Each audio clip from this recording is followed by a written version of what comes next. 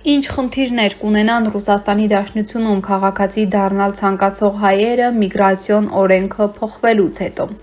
Այսօրվանից ուժի մեջ մտած օրենսդրական փոփոխությունները բազմաթիվ խնդիրների առաջ կկանգնեցնեն հայ միգրանտներին, որոնք ցանկանում են ստանալ Ռուսաստանի Դաշնության քաղաքացիություն։ Ավելին, օրենսդրության փոփոխությունները կարող են հանգեցնել միգրանտների անօրինական դառնալու դեպքի աճին։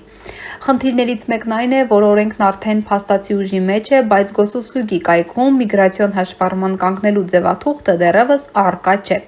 Պատկան մարմինները նշում են, որ այն մշակման փուլում է եւ հավանաբար շուտով պատրաստ կլինի, իսկ սա նշանակում է, որ մինչեւ պատրաստ լինելը հնարավոր չի լինի ոչ միգրացիոն հաշվառման կանգնել, ոչ երկարացնել այդ հաշվառումը իր բոլոր հետևանքներով, վատ է լինելու, նշում է փորձագետը։ Մյուս խնդիրը միգրանտի վարձակալած բնակարանի պայմանագրի հաստատումն է։ Նոր փոփոխությամբ միգրանտը կարող է ինքնուրույն Գոսուսլուգի կայքի միջոցով միգրացիոն հաշվառման կանգնել եւ ներբեռնել իր վարձակալած բնակարանի պայմանագիրը, սակայն դրանից հետո բնակարանի տերը պետք է երրորդյա ժամկետում հաստատի դա։ Եթե տանտերը չհաստատի, հաշվառում չի իրականացվի, իսկ պատասխանատվությունը կընկնի միայն միգրանտի վրա, մուտքի արգելքի տեսքով։ Նախկինում 7-օրյա ժամկետում միգրանտին չհաշվառելու համար տանտերը ենթարկվում էր վարչական պատասխանատվության, այժմ միայն միգրանտն է ենթարկվելու պատասխանատվության, ասում է փորձագետ Տաթևիկ Բեժանյանը։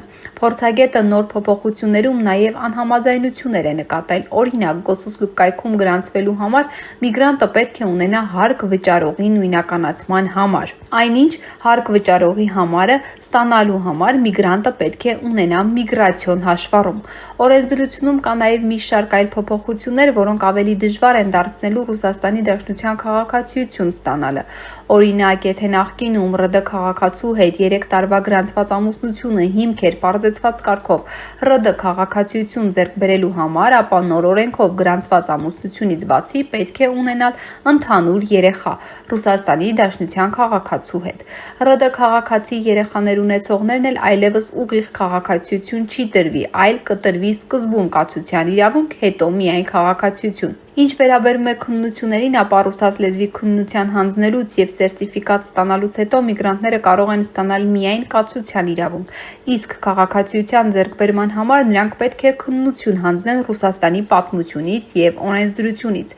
Այս ամենին զուգահեռ ավելացրել են քաղաքացիությունից զրկելու հիմքը։ Այժմ քաղաքացիությունից կզրկվեն նաեւ նրանք, ովքեր կմեղադրվեն հետեւյալ հանցագործությունների մեջ՝ ավազակություն, զինված ուժերի վարկաբեկում, մասսայական անկարգությունների կազմակերպում, դավաճանություն, թմրամիջոցների ապօրինի շրջանառություն։ Եթե կեղծ փաստաթղթերով քաղաքացիություն ձեռք բերելու համար կա վաղեմության ժամկետ 10 տարի, ապա նոր ավելացած հիմքերի պարագայում նշանակություն չունի, թե երբ է կատարվել այդ հանցագործությունը՝ այսօր, 3, թե 25 տարի առաջ։ Պատասխանատվությունից խուսափել այլևս չի հաջողվի։